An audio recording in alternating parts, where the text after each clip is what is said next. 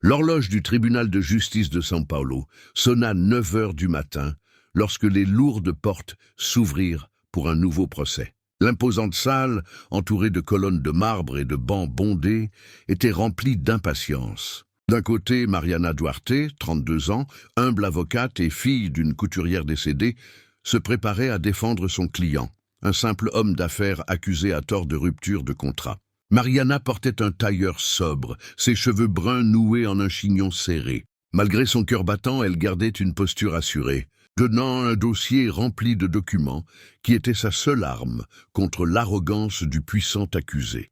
À l'autre bout de la salle était assis Alberto Ferraz, 55 ans, propriétaire de l'une des plus grandes entreprises de construction de la ville, un millionnaire habitué à mater ses adversaires par l'argent, l'influence ou la simple intimidation.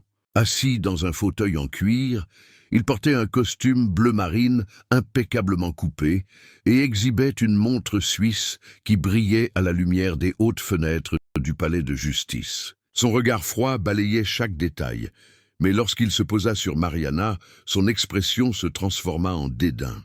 Il éleva la voix d'un ton moqueur et lança devant tout le monde. « C'est ça qu'on appelle une défense. Un avocat de petite ville ? Le tribunal accepte-t-il que des personnes inexpérimentées affrontent des hommes comme moi ?» La remarque résonna dans la salle, provoquant des rires étouffés et des regards gênés de la part des personnes présentes. Mariana sentit son visage s'échauffer. Un instant, elle pensa à sa mère, qui lui répétait toujours que la dignité ne se mesure pas à l'argent, mais au courage.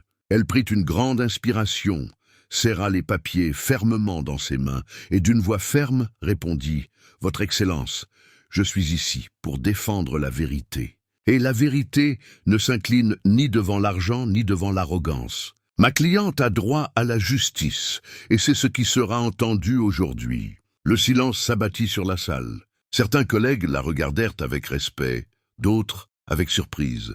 Alberto, cependant, croisa les bras et rit doucement, convaincu que la jeune femme n'était qu'une gêne passagère. Pour lui, Mariana n'était qu'une épine dans le pied. Mais pour elle, ce procès ne serait pas une simple audience. Ce serait le début d'une révélation qui changerait leur vie à jamais. Ce soir-là, Mariana rentra chez elle épuisée. Le procès était toujours en cours, mais les paroles d'Alberto la tenaillaient. Avocate de quartier. La phrase se répétait comme un écho douloureux. Ce n'était pas la première fois qu'elle subissait une humiliation, mais il y avait quelque chose dans ce regard froid, dans ce ton de voix qui la frappait différemment. C'était comme si elle avait touché une vieille blessure encore ouverte. Assise à son bureau simple, éclairé seulement par la lueur jaune d'une lampe, Mariana ouvrit une boîte en bois où elle conservait des souvenirs de sa mère. Cette boîte était un véritable écrin de souvenirs, à la fois douloureux et doux. Parmi de vieilles photos, un chapelet usé et quelques carnets, se trouvait aussi une enveloppe qu'elle avait toujours évité d'ouvrir. L'écriture sur le devant était indéniable, celle de sa mère. Les mains tremblantes, Mariana brisa le sceau du temps et ouvrit la lettre. Les mots étaient chargés d'émotion, comme si sa mère l'avait écrit en sachant que ce serait sa seule chance de dire la vérité un jour. « Ma fille, si tu lis ces lignes, c'est que je ne suis plus à tes côtés. J'ai besoin que tu saches quelque chose que j'ai caché pour te protéger. Avant même ta naissance, j'ai entretenu une relation avec un homme puissant mais lâche. Il s'appelait Alberto Ferraz. Lorsqu'il a découvert que j'étais enceinte, il m'a abandonné sans un regard en arrière. Je n'ai jamais voulu que tu grandisses dans la douleur du mépris, mais la vérité ne peut rester enfouie à jamais. Tu n'es pas venu au monde par hasard. Tu es venu pour montrer que même les plus grands peuvent tomber devant la vérité. » Les larmes de Mariana coulèrent sur le papier, brouillant légèrement certains mots. Son cœur s'emballa. Alberto Ferraz, le même homme qui, quelques heures plus tôt, s'était moqué d'elle au tribunal. Le même homme qui, devant tout le monde, l'avait traité comme une moins que rien. Il n'était pas seulement un accusé dans un procès. Il n'était pas seulement un millionnaire arrogant. C'était l'homme qui l'avait abandonné avant même sa naissance. Elle éprouvait un sentiment de choc et d'incrédulité. Pendant des années, Mariana s'était demandé qui était son père, s'il était encore en vie, si elle aurait un jour le courage de le chercher. À présent, la vie lui avait imposé cette cruelle vérité, brutalement et de manière inattendue. Serrant la lettre contre sa poitrine, Mariana pleura comme elle ne l'avait pas fait depuis longtemps. Elle ignorait encore comment elle affronterait Alberto, mais une certitude la brûlait. Elle ne pouvait pas garder ce secret. Le destin lui avait donné la vérité, et il fallait qu'elle la révèle. Le lendemain, le jour se leva gris à São Paulo, comme si le ciel reflétait le poids que Mariana portait sur son cœur. Arrivée au tribunal en avance, bien avant la reprise de l'audience, elle conservait dans son sac à main la lettre de sa mère, soigneusement pliée, ainsi qu'un médaillon hérité de son enfance, seul souvenir tangible de la femme qui lui avait donné la vie. En traversant le hall de marbre, elle sentit le regard de certains collègues se poser sur elle.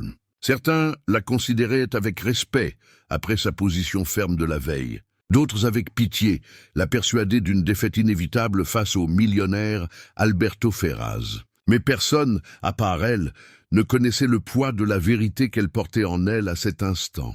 À l'annonce de la suspension d'audience, Mariana prit une grande inspiration et s'approcha d'Alberto, assis dans un élégant fauteuil dans le couloir, l'air ennuyé au téléphone. Il leva les yeux et, avec son sarcasme habituel, dit « Vous êtes venu me donner d'autres leçons de morale, avocat. Hier, vous avez été courageux, mais vous n'étiez qu'un personnage secondaire dans cette salle d'audience. » Mariana ne répondit pas immédiatement.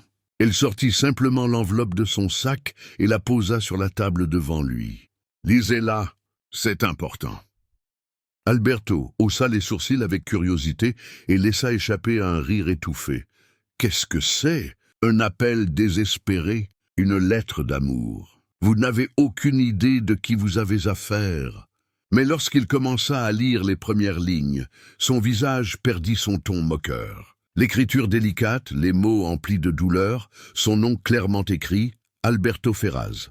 À chaque paragraphe, le regard du millionnaire s'emplissait d'incrédulité. Ses mains, jusque-là fermes et sûres, se mirent à trembler. Il ferma les yeux un instant comme s'il était possible d'effacer ces lignes, mais lorsque Mariana sortit le médaillon de sa poche et le plaça à côté de la lettre, le doute ne subsista plus. L'objet, gravé au nom de sa mère, était la preuve ultime d'un passé qu'il préférait oublier. « Non, c'est impossible !» Ou murmura-t-il d'une voix brisée.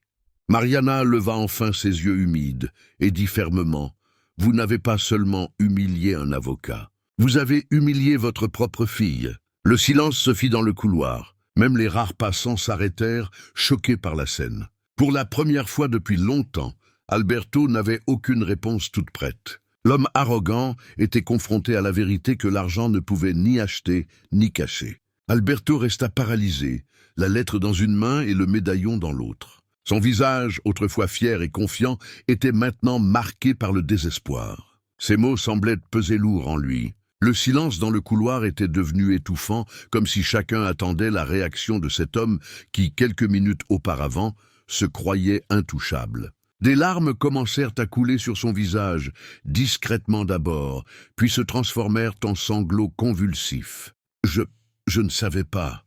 Mariana, pardonne-moi, » balbutia-t-il en essayant de se calmer. Son ton autrefois arrogant était désormais suppliant.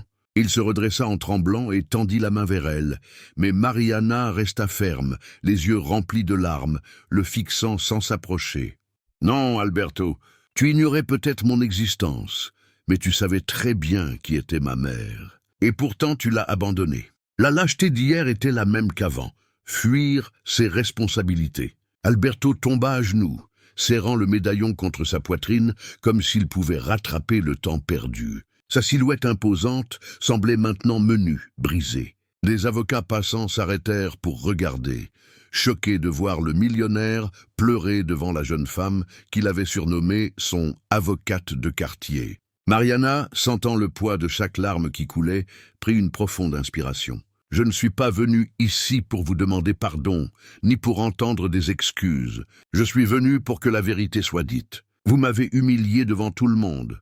Mais le destin a révélé que je suis précisément ce que vous méprisiez le plus, votre fille. » Alberto tenta de s'approcher, mais elle recula d'un pas. « Ce n'est pas le tribunal qui vous jugera, Alberto.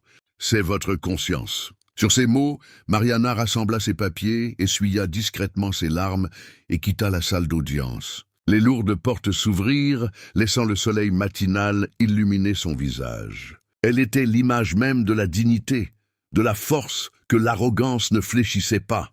Derrière elle, Alberto restait agenouillé, seul, serrant la lettre et le médaillon, tel un homme faisant enfin face aux conséquences de ses actes. La salle d'audience reprendrait son cours normal dans quelques minutes, mais cette scène ne sert. C'était l'histoire d'aujourd'hui.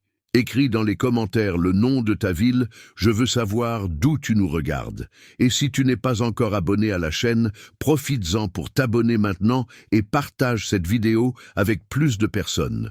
Je t'attends dans la prochaine vidéo.